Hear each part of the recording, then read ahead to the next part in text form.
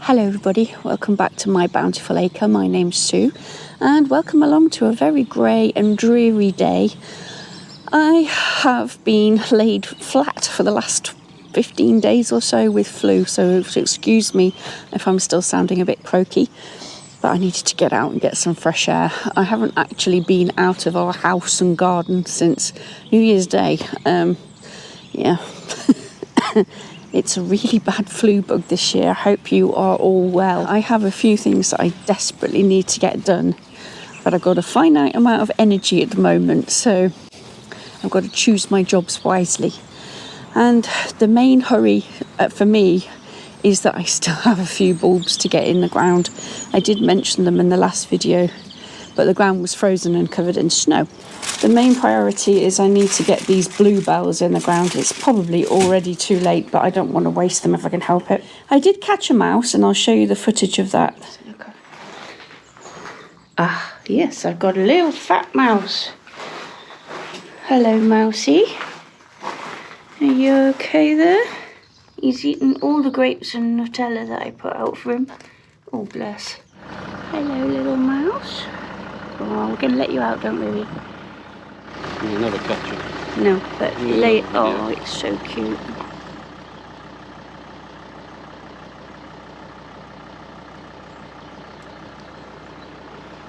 Well.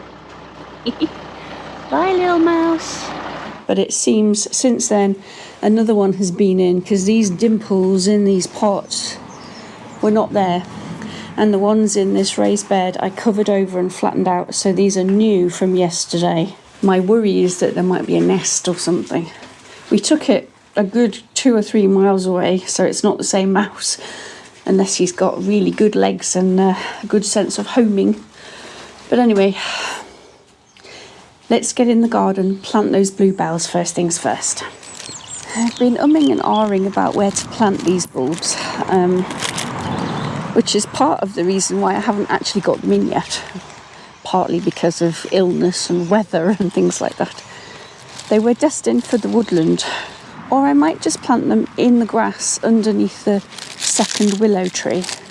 And I think that's what I'm going to do. And then eventually, if I do plant that area up as well, I'll just have to be careful where I dig holes. We have got a few bulbs up actually, so I'll just show you those first. As soon as it defrosted, things seemed to start growing again. Right, as you can see, we have still got that river of whatever they were growing around there. But there is also some other bulbs coming up. I've got these little ones here. There are some bulbs coming up around here too. Here and here. So lovely to see signs of life, isn't it? We have got bulbs in here, don't know what they are, and in here. Now they look like snowdrops to me, so I think that's what they are. Somewhere in one of my pots I have some wild garlic, but that doesn't look like wild garlic. That looks a bit like muscari to me. Yeah, a few holes dug by the squirrels and the dog.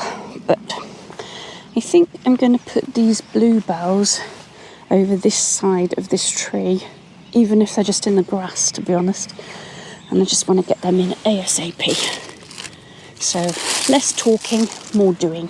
It's not going to be any fancy planting with this. It's literally going to make a little hole, because they're not looking the greatest condition now, to be honest. I'm just going to make a hole and shove them in. The ground is quite moist at the moment, so that's a bonus. And I can just shove the dirt back in over the top.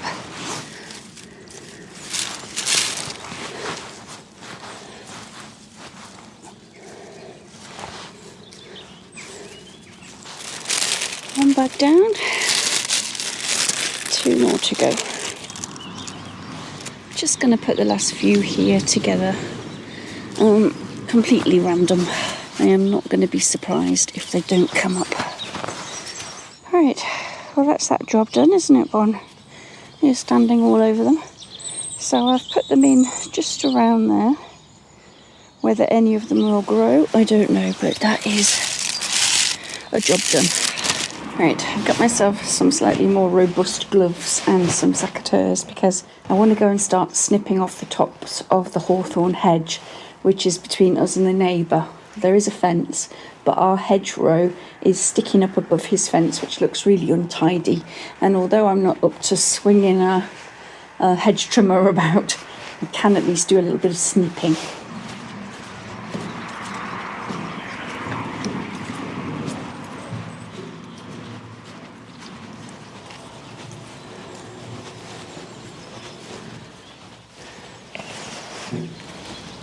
So, as you can see, lots of tall wispy bits above the top of the fence line. I just want to try and reduce them down, but they have got fairly lethal thorns in them, which are not good for the dog's feet.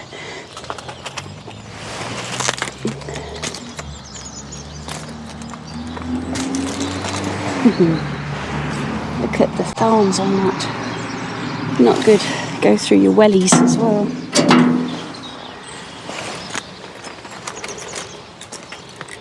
So I'll just cut that out for now. I don't suppose I'm going to get very far today, but it's a start, and it makes me feel like I'm doing something useful instead of sitting in the house drinking tea.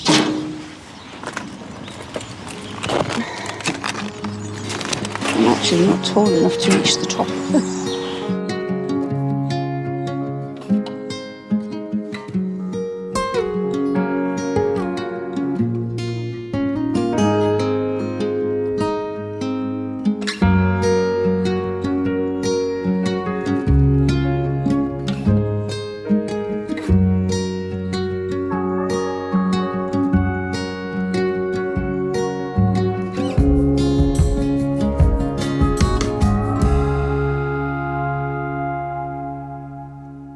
Well, I've made a start. It's not perfect by any stretch. I can't reach the ones at the back without steps, so I have got over halfway, I'd say. Next door's wisteria is growing into the hedge, so that's going to look amazing. I'm not going to cut that off. But the ones nearest the fence are having to lean into the bush too far to actually cut them, so they're a bit spiky. I need some steps. Made a start. It's better than nothing anyway. And it seems to be brightening up. There is even a little bit of blue sky over there. But that's my energy sapped. It doesn't seem very much, I know, but it's a start. I'm hoping that later in the week I'll have more energy and I'll get some more jobs done. As you can see, my bird feeders are almost empty, and I did fill them this morning, but they're only getting one. So if they've eaten it, they're going to have to wait till tomorrow, eh, Bells? Right, time for a cup of tea. Postman's just arrived with some last minute seeds, I think. Let's have a look. I went through my boxes at the weekend while I was incapacitated to see what I didn't have in my... That's well taped up. What I didn't have for my actual plan.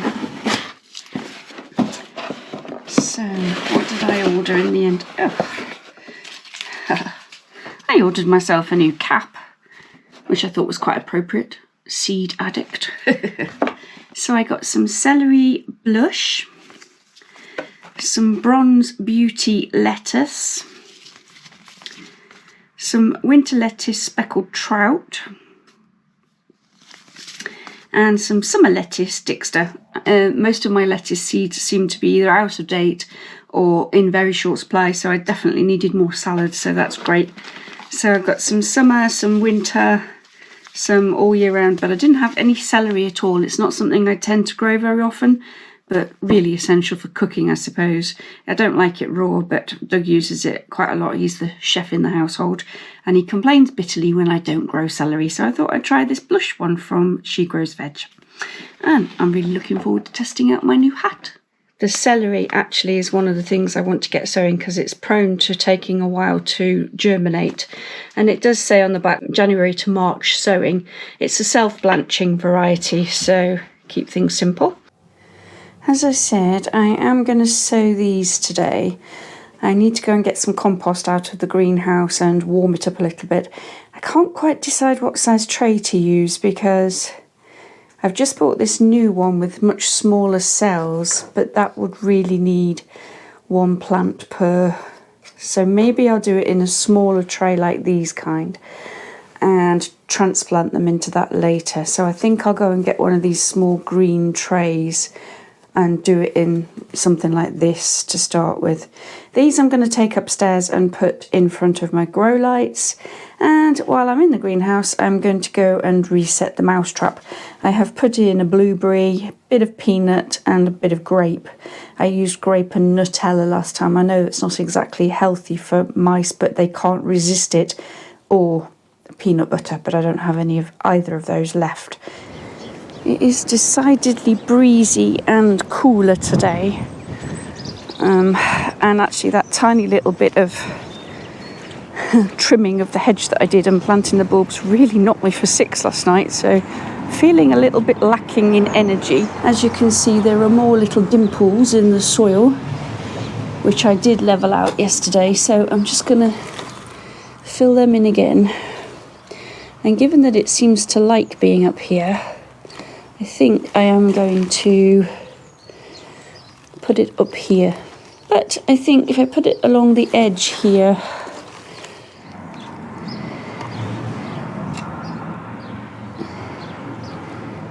just put that in there. It's literally just push up. It's the simplest mousetrap I've ever seen. In the meantime, I seem to have run out of green trays. Is that true? Have I run out of little green cells? Ah, no, there's one over here. One of these little green trays. There might be some more in the falling down shed, to be honest. Right, so I found a tray. Gonna put some of my usual peat free and vermiculite in there.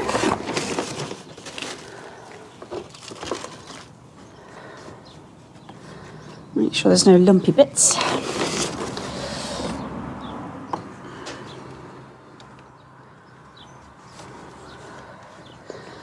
And press it down gently, not too hard. We don't want it compacted, but enough so they've got no air pockets. I have got all these bulbs to plant, but I need to dig a border to get those in, or I need to find pots for them. So I think I might have to go the pot route, because digging up grass with my energy levels is not ideal.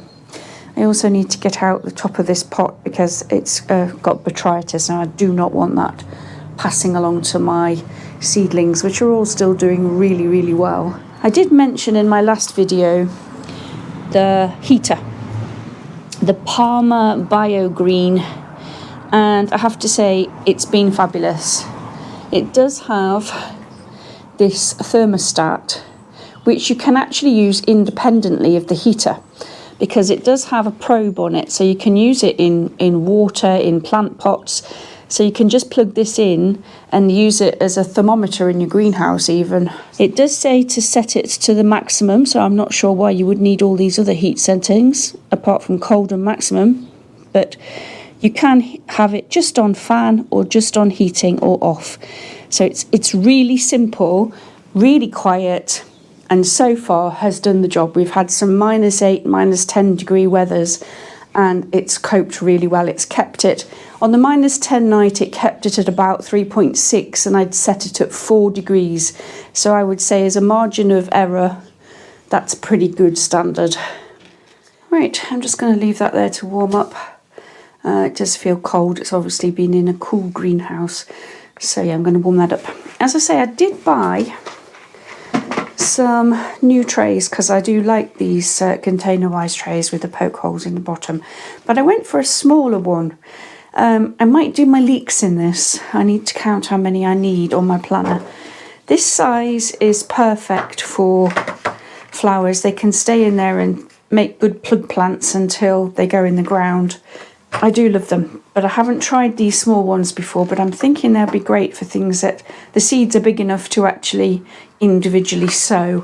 I still have to sow something else in the other half of this tray. I have got some flower seeds in the fridge at the minute, giving them a sort of fake cold stratification. Right, that's them on the mat. I will give you a quick update on my seedlings that I sowed in the last video. I did do a little short, but they have grown a lot since then. So we've got all the jalapenos up. Well, I did put 2 in each, so there's 1 in each tray at least, 2 in some. Only 2 of the chocolate habaneros are up, but they weren't up when I last looked at them. Under this one, the aubergine moneymaker, something, in fact all the seeds have germinated in there. 3 of the 8 have grown on the Black Beauty. The lemon drop chilies are actually coming up. There's 1, 2, 3 up, and they are really erratic at germinating, so I'm not going to give up on these trays because they might very well come late. The Pepper Ingrid, which is also fresh seed, has got 1 in each of those and 2 in this one. The Toro Rosso ones have not germinated at all. I'm a bit surprised about that because they did really well last year. I will give them another week, and if they don't come up, I will sow a new batch or even test the seed for viability. Just put them on some wet tissue paper and see if they shoot. The Zebrun shallots are doing okay. This one hasn't come up, but the others have all got some in. So I am quite pleased with this. You could probably say about 75 to 80% of seeds will germinate. So I don't think I've done too badly. Just surprised about these peppers. So I might do a test on those on a piece of tissue paper. Right, I have spaghetti armed them all over the place. So obviously the great thing about these is you can bend them to any shape you want and lift them and lower them depending on how high your plants are. I tend to keep them at a similar height and quite low down when they're first starting. And you can adjust these to, I don't know if that's going to glare when I show you, but it's red and blue light. So it's for multi-purpose. You can set it to just red or blue. One does leaf formation, one does fruit formation, and the 2 combined is for general growth. Okay, I have just opened up my Grow Veg planner to have a look at how many, I mean, there are so many vegetables on here. I don't know how Doug and I are going to actually eat them all. What I need to do is work out how many celery plants I actually need. I've got them over on this side. It says 10 plants there. But I think I also have sown some on a different plan. Obviously, currently I've got my onions in this side, and they're going to come out, and I'm going to replace them in the summertime with kale and spinach and some dill. But I've got space here that I didn't seemingly plant up. So I've put some speckled trout salad leaves in, which I've just shown you here. I could put a couple of rows of celery in there as well. Anyway, so I've got space in this bed round by the small greenhouse, so I think I could easily add a couple more rows here, so I can get another 8 there.